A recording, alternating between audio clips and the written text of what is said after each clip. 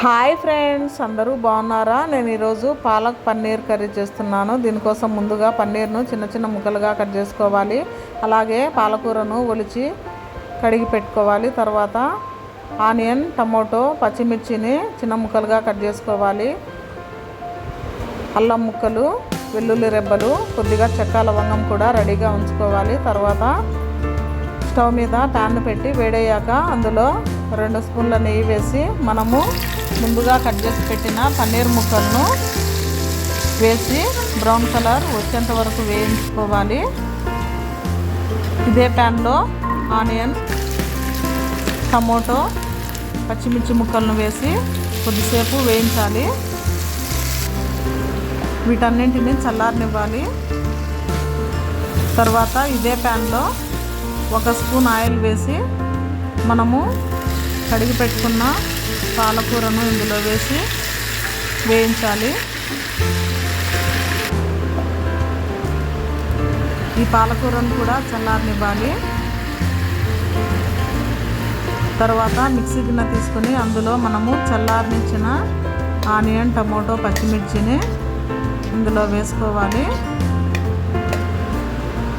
కొద్దిగా అల్లం ముక్కలు, వెల్లుల్లి రెబ్బలు, అలాగే చెక్క లవంగం వేసి మెత్తని పేస్ట్లా చేసి పెట్టుకోవాలి. తర్వాత ఇదే మిక్సీ గిన్నెలో చల్లారనిచ్చిన పాలకూరను ఇందులో వేసి కొద్దిగా జీడిపప్పును కూడా వేసి మెత్తని పేస్ట్లా చేసి పెట్టుకోవాలి.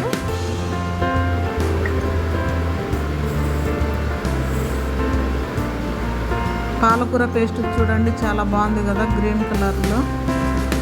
ఇప్పుడు మనము స్టవ్ మీద ప్యాన్ పెట్టి అందులో 2 స్పూన్ల ఆయిల్, 2 స్పూన్ల నెయ్యి వేసుకొని కొద్దిగా జీలకర్ర, బిర్యానీ ఆకు వేసి మనము ముందుగా పేస్ట్ చేసి పెట్టుకున్న మిశ్రమాన్ని ఇందులో వేసి కొద్దిగా పసుపు, కొద్దిగా సాల్ట్ వేసి బాగా కలుపుకోవాలి. తర్వాత కొద్దిగా గరం మసాలా, కారం పొడి, ధనియాల పొడిని వేసి బాగా కలుపుకోవాలి.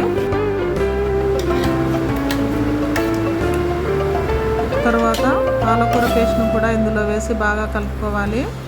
తగినన్ని వాటర్ వేసుకోవాలి.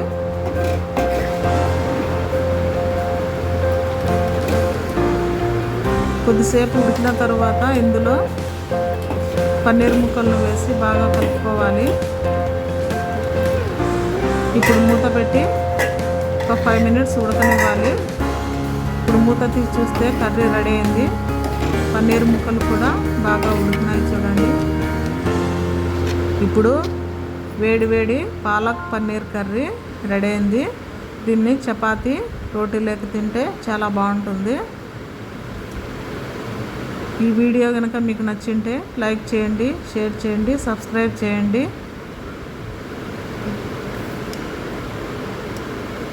పన్నీర్ చాలా బాగా ఉడికింది చూడండి.